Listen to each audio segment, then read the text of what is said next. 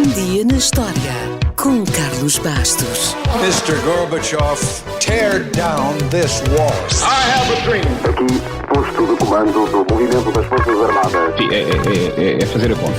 Houston, we have a problem. Yes, we can. And now for something completely different. A 31 de janeiro de 2007, terminavam os últimos retoques nas fins de Gizé, no Egito. Nessa última grande intervenção, os retoques foram no pescoço e no peito. O nariz há muito que desapareceu de forma misteriosa. E é engraçado, como quase não damos valor ao nariz. Sabemos que está lá, podemos ficar mais ou menos constrangidos com a sua aparência, mas, para além disso, não lhe damos grande importância, não é?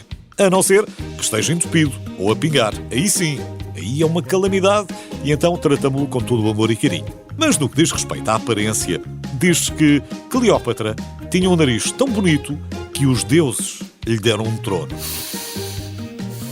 Diz-se que o nariz de Júlio César tinha tanta presença que ficou conhecido precisamente como o nariz de César e que era um símbolo de autoridade e grandeza. Que Cyrano de Bergerac ou Napoleão tinham narizes tão grandes que podiam ser vistos do outro lado dos Alpes. E até que Elvis Presley costumava usar grandes óculos escuros e chapéus altos para esconder o tamanho do seu nariz. Mas, por um lado, como já percebeu, o nariz cimentou o caráter de algumas figuras históricas. Por outro lado, há coisas muito mais importantes do que a sua aparência. O nariz é um dos principais órgãos sensoriais responsável por detectar odores e permitir a respiração. Além disso, filtra partículas de ar e regula a temperatura. E isto não é de sumenos importância.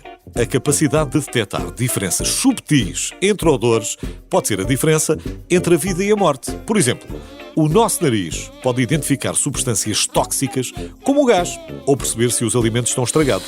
E depois, claro, também o pode atrair para um ou outro perfume ou para a comida.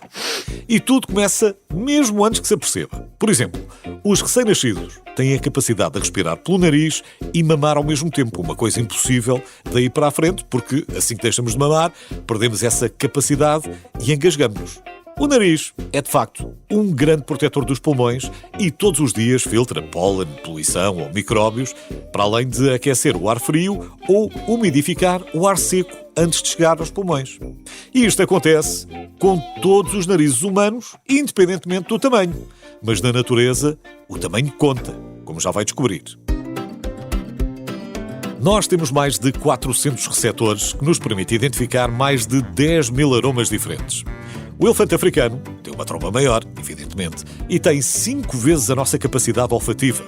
Ele pode farejar uma fonte de água a quase 15 km de distância. E se isto é impressionante, então fica já a saber que o melhor nariz subaquático é o do tubarão branco, que pode detectar uma única gota de sangue flutuando em 10 mil milhões de gotas de água. No fundo, o nariz anda sempre à volta da comida. E pode ser um problema, como bem sabemos, por causa da Covid-19. É que a perda do olfato acompanha a perda do paladar porque os dois sentidos estão interligados. Infelizmente, o olfato diminui com a idade e, em média, o ser humano perde até 50% da sua capacidade aos 65 anos. E isto apesar do mito que diz que o nariz fica maior com o avançar da idade. Não é verdade. O problema é a gravidade que o vai fazendo descair e parece que fica maior, tal como acontece com as orelhas, mas não fica. Mas um nariz maior também não significa que possamos cheirar mais ou cheirar melhor. Por exemplo, há narizes proeminentes e altamente lucrativos que têm um tamanho normal. Esses narizes, que são conhecidos exatamente assim, narizes, trabalham no desenvolvimento de alimentos ou de perfumes e fazem bom dinheiro graças à sua especialização. Para terminar, apesar de haver muito mais para dizer, fique só a saber que um investigador israelita deu-se ao trabalho, sim, e chegou à conclusão que existem 14 tipos diferentes de narizes humanos. E, portanto, o nariz das fins de Gizé também fazia parte dessa lista. Mas, afinal, é o que está a perguntar, não é? O que é que aconteceu ao nariz das finges?